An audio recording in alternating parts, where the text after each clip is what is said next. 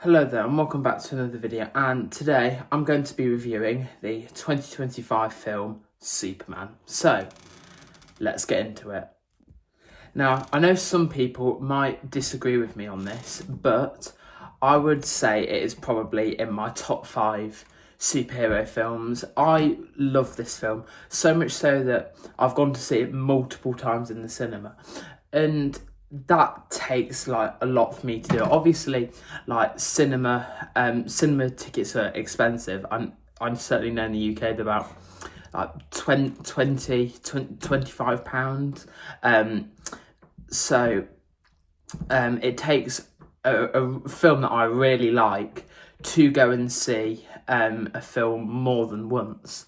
And I can probably count on at least one hand films that I've gone to see twice in the cinema, especially not in recent years. I think the last time that happened was probably No Way Home.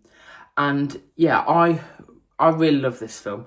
The reason I say that, and I know a lot of people are not really a big fan of David Cornsweet's Superman, but I feel like I read Superman comics ever since I was about 8 or 9. So I've read Superman comics longer than I've seen the films. It wasn't until the trailer came out in like 2020, like late 2024, that I saw the Christopher Reeve films. Obviously I'd seen Man of Steel, but yeah, it wasn't until then that I'd seen those films. And I do have to say that Superman 2025 is probably my favourite out of all of them, because he just very much seems sort of optimistic and doesn't really seem sort of that he sees the bad in humanity. And to me, that's what Superman has always been like, what I've sort of interpreted him as.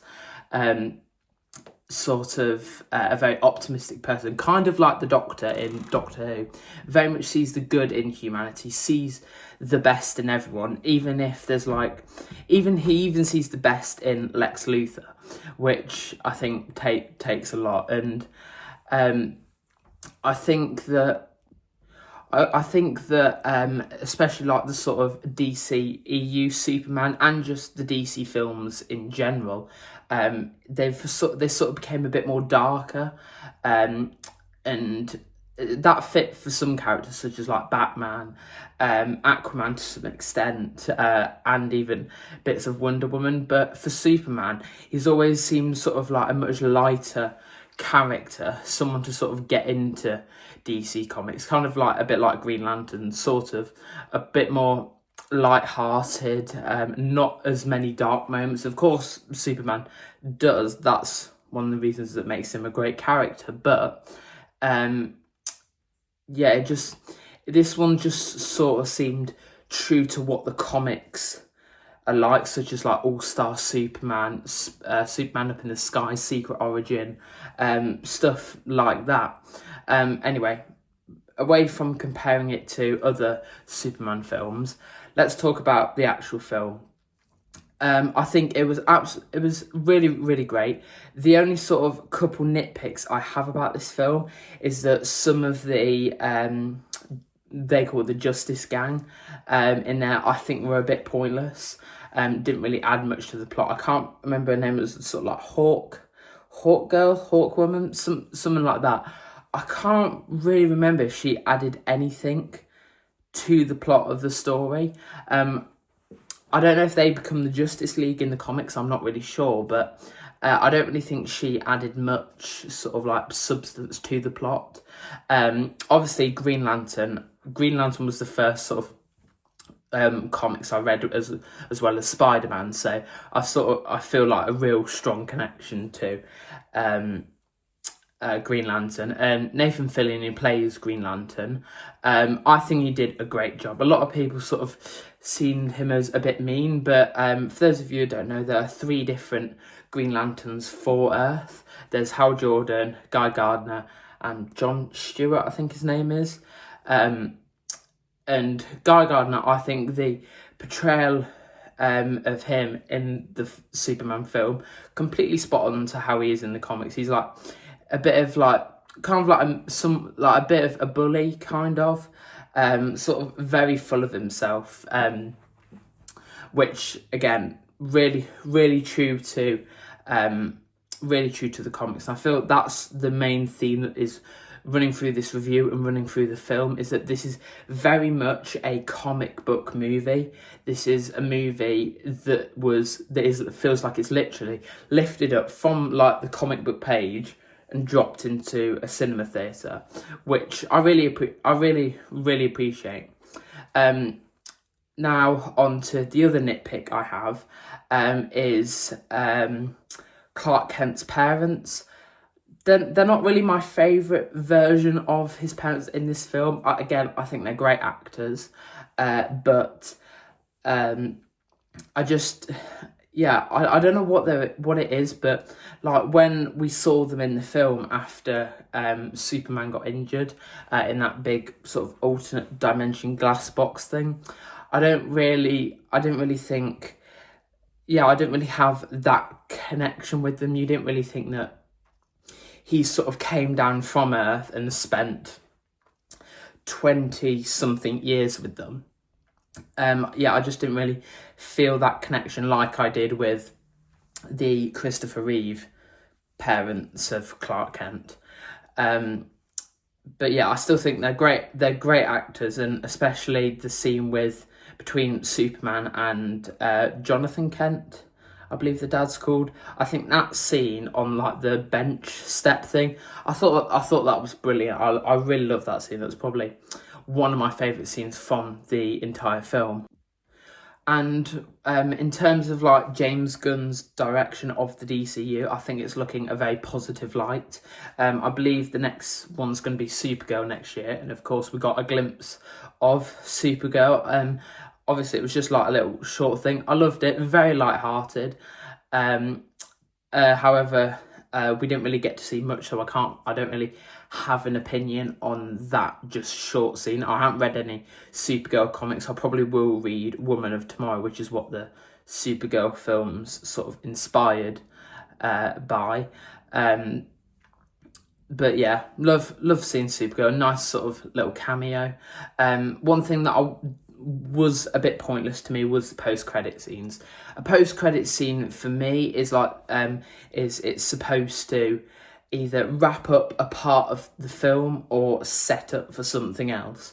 And from what I can remember, I just thought they were having it in there for the sake of it being a post-credit scene, for the sake of them having it and to keep people in the theatre for that length. But I thought it would have set up Supergirl, the new Lanterns TV show, Clayface. But there wasn't. It was just more sort of like a jokey, like light-hearted one. And I was kind of a bit disappointed by it. I didn't think Superman needed a post-credit scene. I think you can very much sort of like leave it on its own. I don't just think it needed one at all. And another great choice by James Gunn is that the message sent by Kal-El's parents from Krypton, saying that they want him to rule Earth and destroy anyone who stands in the way. I'm glad that wasn't being faked by Lex Luthor. I'm glad that it's sort of like he made that choice to be good, to be a better person than them. And I'm glad that when it was revealed that no, it's not fake, it's real, he sort of felt like, I made this choice, I want to protect humanity. And I feel like that's something, again, very comic book version Superman would do.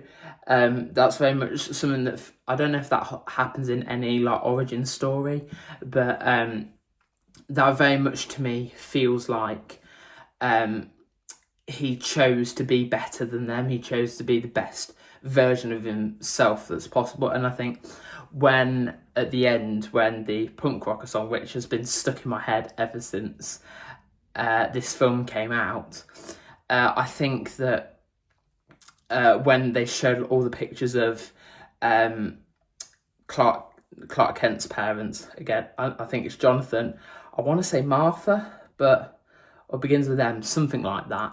But when they showed that, I've got to admit, I did tear up a little bit.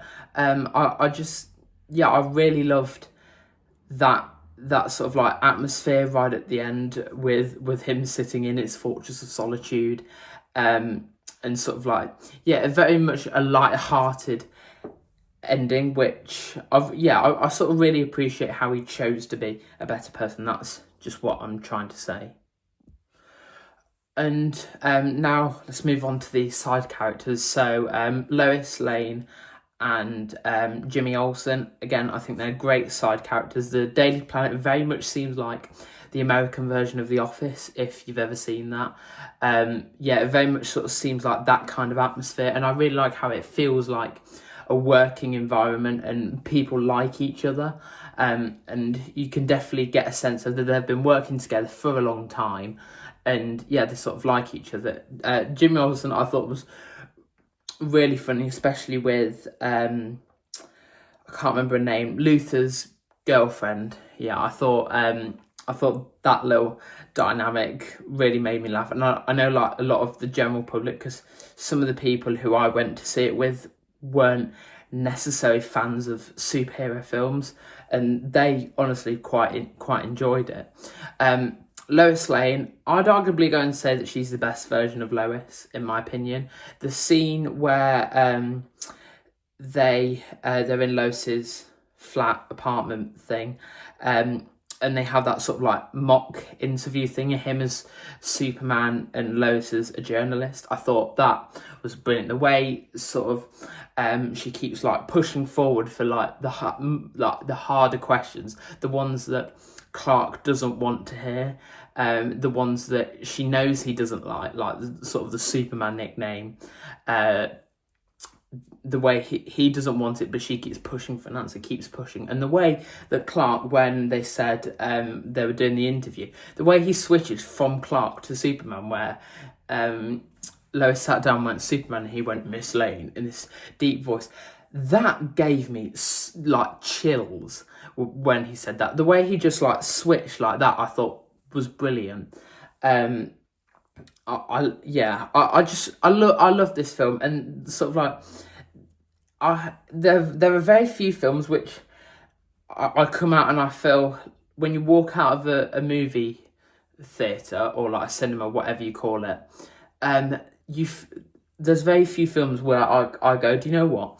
I really enjoyed that movie, and I feel like, it's weird, I feel like a changed person. I know that sounds a bit ridiculous. It's just a film, but you walk out and like you just sort of stand there and go, do you know what? That was a really good movie. And I always like wait if there's like people still left. I always sort of hang back because I love hearing those conversations as you walk out to the exit with all the other people in your screen. I love hearing what people said. Some of them were diehard comic book superhero fans. Others were just the general public going to see a Superman movie.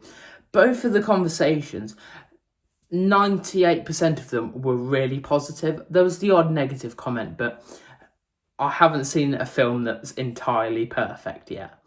And I think that's what's great about Superman.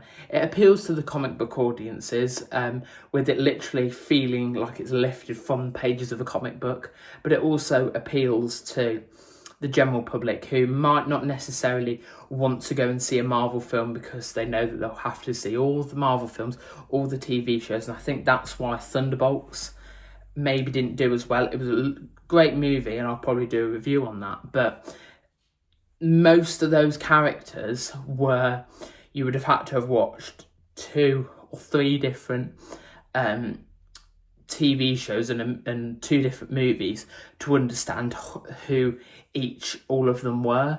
And yeah, I just think this is another like a great jumping on point for people who like sort of that kind of genre of films, sort of like comic book action. And I feel like that's why it's doing quite well. At the time of recording, it's just past Man of Steel of how like good it is. Not how good it is, of how much money it's made at the box office. And I don't think it'll get to 1 billion. Very few films do get to 1 billion now, but I think that's why it's made a lot more money because it's a jumping on point. It was marketed as that. And I feel like it's just a very light-hearted, great movie to see. Like it's very like, there's some dark moments in it, especially in that sort of like glass box thing. But overall, really liked it. I'd probably give this maybe four stars, 4.5, and maybe a 9.5 out of 10. Again, really love this, and I hope you've enjoyed sort of the different kind of review instead of just Doctor Who, showing off some of my other interests. I hope to do reviews of Fantastic Four, other Marvel and DC films, and other films that I really enjoy. So let me know what you think of the Superman film, and let me know what your favourite Superman film is in the comment section down below. And hit the like button and subscribe, and I'll see you in the next video. Bye!